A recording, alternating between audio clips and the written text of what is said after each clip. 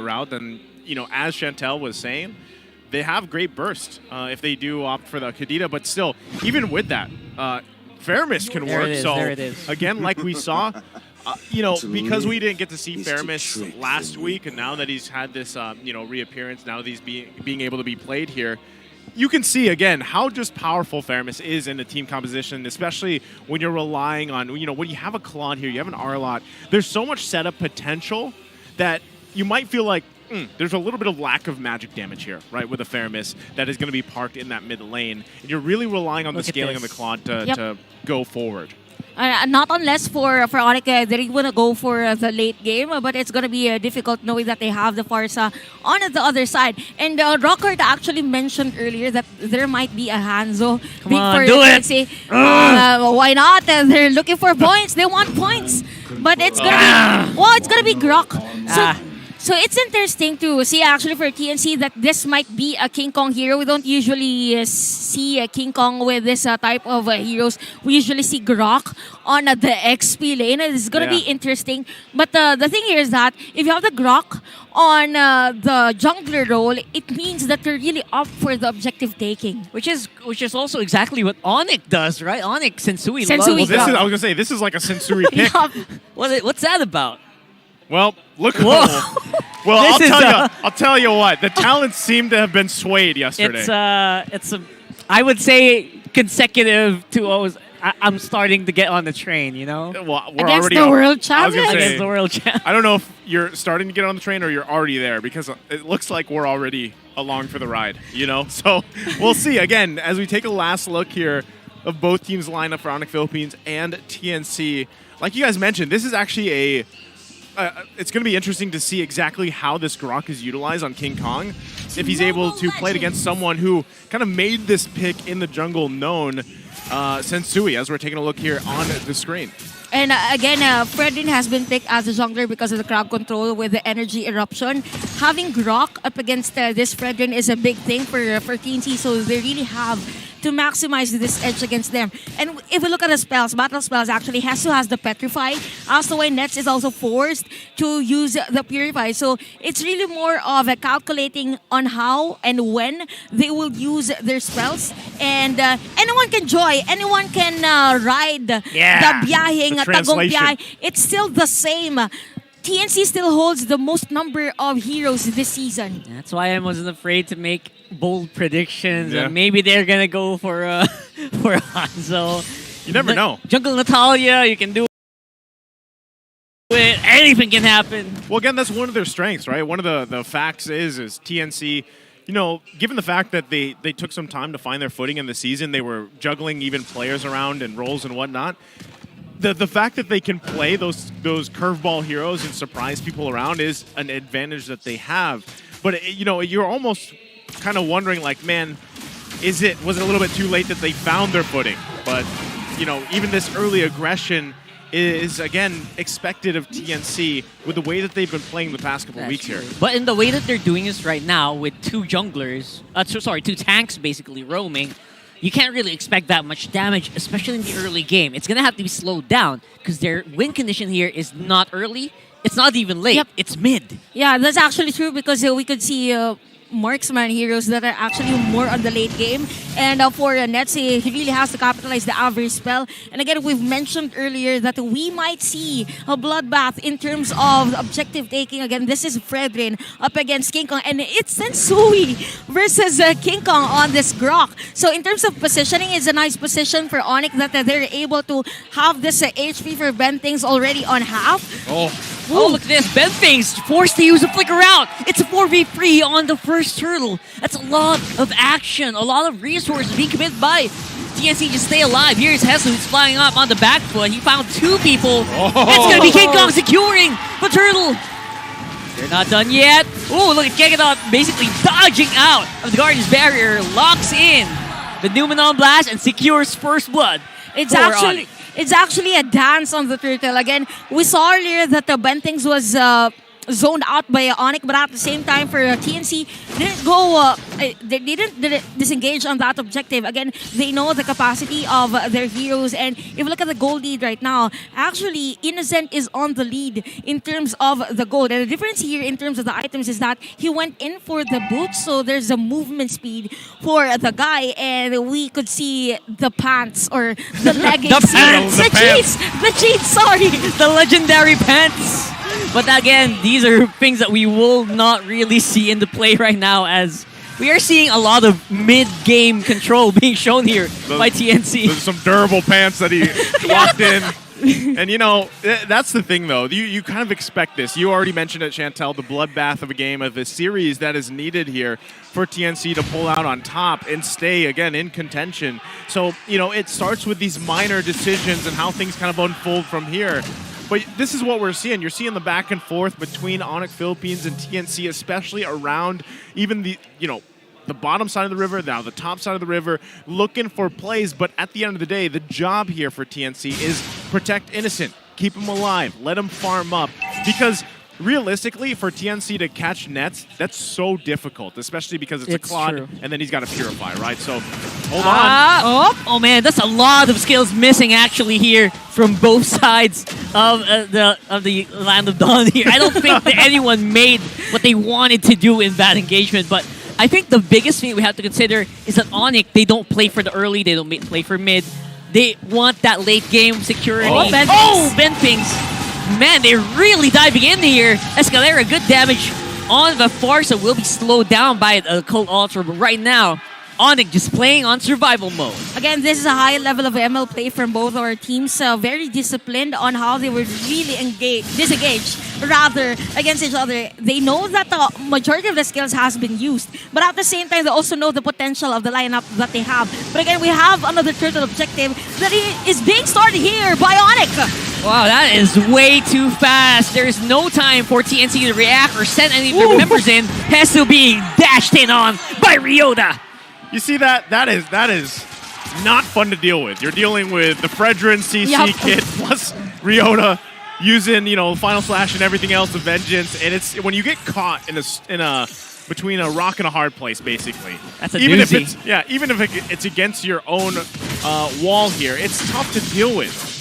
And at the same time, actually, for Onic, during that moment, they also have the Cold Otter here for Super Friends. So a lot of crowd controls here being shown by Onic. And I kind of feel that for TNC, they have to be a bit slower on how they will really engage. There are moments wherein we could see Hesu really go for the Dragon Form, but at the same time, it's not the perfect timing for that usage of the skill. But still, it is 6 minutes into our game, and Onic is on the lead, just 600 in terms of the gold. And TNC has the potential to actually turn things around, having the Farsa on the artillery burst in terms of magic damage. Actually, TNC don't need to be super flashy. Yep. Because if you notice, Onic heroes are very slow and sluggish, right? Yeah. They don't need to make any fancy plays. They just need to go slow but sure. Because they're going fast, but they're missing. Okay. Let's see if that's going to be the case here once more, as Benfink is going in. More decisive, I would have to say. But Onic, they've got more damage here. Surprisingly, because TNC, they're just walking away. That's the tough part to deal with. Ben Things, hold on, Prince. Oh, that's a punish. That is an overextension if I've Yep. ever seen one. And again, for Onic right now, they are aware of the skill set that they have. But with this type of trades from TNC, I kind of feel like they have to be really safe in terms of how they will engage in terms of team fights here against TNC.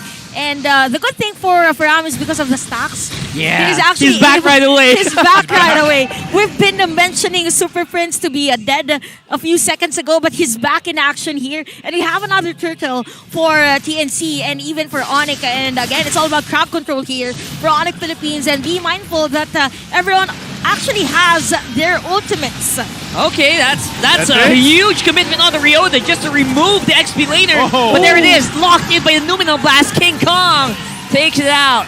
But looks like Onic is going to be the one who takes that turtle. Okay, so, interesting decision there. TNC was looking to contest that. They wanted to get that turtle, but again, this is the power of the Colt Ultra, right? It really extends those fights, but already Onic Philippines holding on to this lead. Chantel, how's it looking in the item department for them? Well, actually, in terms of the items, it's a good thing that Super Prince went in for the Enchanted Talisman. He wants to go for that support or utility type of post 4. Whenever there's an opportunity to go for the Shadow Stampede, why not? And for TNC right now, I kind of feel like they need to be really prepared for the damage that Nets could give in on this game. As the way King Kong already built that blade armor.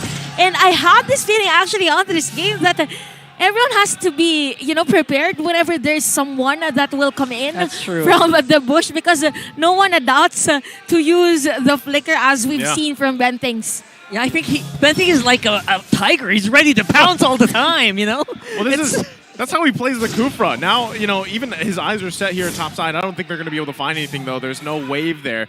But, when we were comparing, like, Ben Things, Big Game Ben, on the Franco, usually he opts for the Kufra if he can't get the Franco, right? And he plays it very similarly, where a lot of times he is putting himself in some of those situations where it might be like, whoa, Ben, what are you doing? But actually it works out for them. Look at this, BGB for free. He's going to be the ball, though. This time around, he's getting passed around. Where are my teammates? It's like Hesu flying in. He's looking for Kekino. He's looking for someone. Who is it going to be? Nope, Onyx not going to give you anyone. And the funny thing here is, after all the skills that have been used by our players, there's no casualty here for both our teams. Again, the respect and discipline is there. And here comes the Lord for this game. It's 9 minutes onto this game, and both of our teams are really disciplined, And we could see Super Prince already with the lightning touch on way on the top lane. Oh, there it is. Yeah, that's rare for you to see a Claude out damage a Beatrix in the mid game. That is rare, and it's happening right now. I think the Nets is doing a great job in keeping alive here. It's the pants, man. The pants. The pants. The pants are paying off. I think he needs the new jeans. Oh, the new jeans. I love that. Right now, though, Ben Things got caught out. Maybe got too spicy there a little bit for the TNC roamer. As the rest of Onic, they seem very confident to go in for the Lord this time around. Oh, they're just going to go ahead and push him out. There's the Colt Ulcer, though. Beautifully done. King Kong's King low. Kong? He can't contest for the Lord with that HP. Sensui will secure it, and Nets gets a kill. We've mentioned earlier the Battle of the Retribution, but this time around for Onic Philippines, they secured that on the Lord, and at the same time, kudos to their support as well, to their jungler, of course, because of the positioning that they had. They were able to zone out King Kong actually, and was forced to go away on that objective. Now, looking at the items, it is 100 lead, or more than 100 lead for the Claude, and that is a maximization as well of the Aver spell. And for TNC right now, they have the opportunity, they have the kit to defend this Lord, but at the same time, they really have to defend this middle lane, or else majority of the buffs will be taken here by Onic. This is why you want to fight early on right now.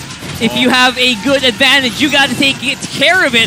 Ben Things being punished over and over again by Onic right now. Even Hesu on the Flying Dragon might be in trouble here, but yeah, Onic gonna be composed, slow and steady, wins the race for the Hedgehogs.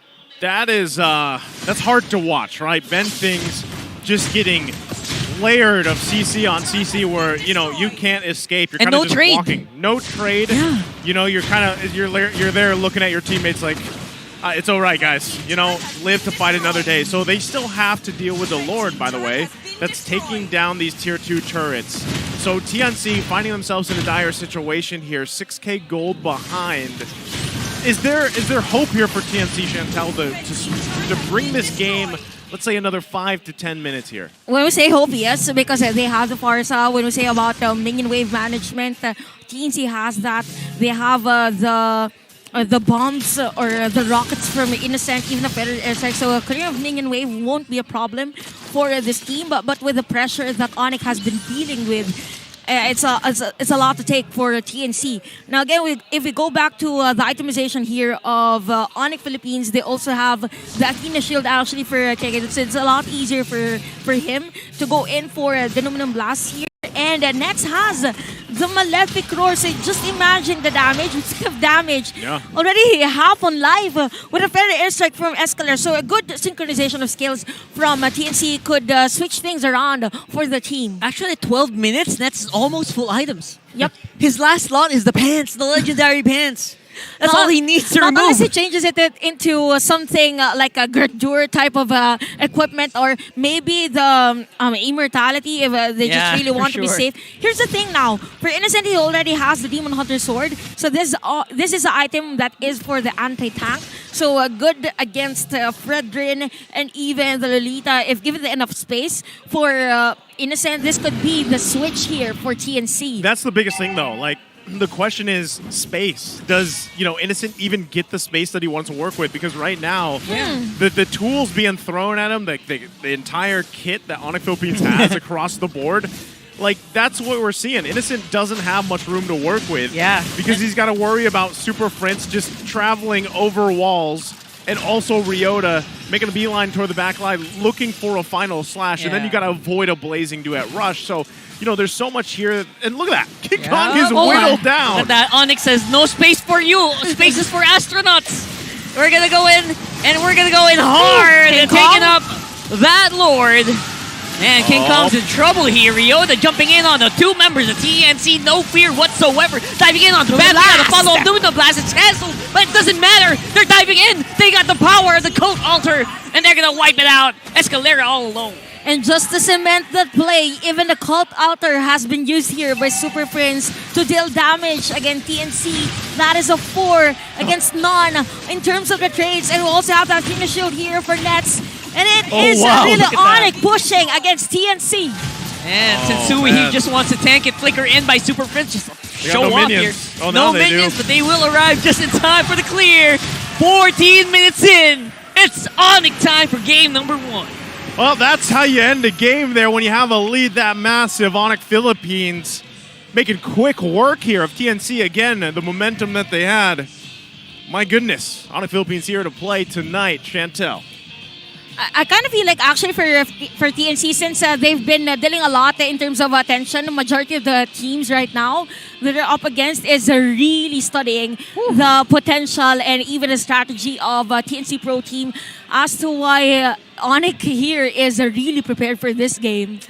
That was, you just watch it unfold and you see CC after CC laid upon TNC.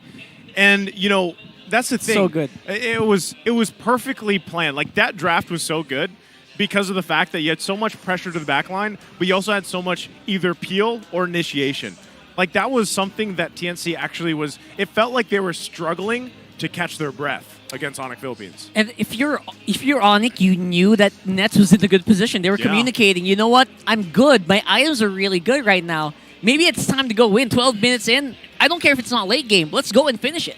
I kind of feel like this is one of the shorter games. Yeah, it this is. after Surprisingly. this second round, surprisingly, because we've seen a 37 minutes and a lot more longer games this season, and it's really Onic Philippines being prepared on this game. And Chantel's usually a magnet for a free game For long- series, yeah. 5 This is a game short series. game. This is surprisingly Yeah. short. Is that the Chantel curse? Yeah, that's a Chantel curse. Well, either way, it's not to say that TNC is completely out of it. It is 1-0 right now. But that does mean, Yeah. as we talk again on the situation here, they can't lose. They can't lose Exactly. because their lives are on the line for a playoff spot.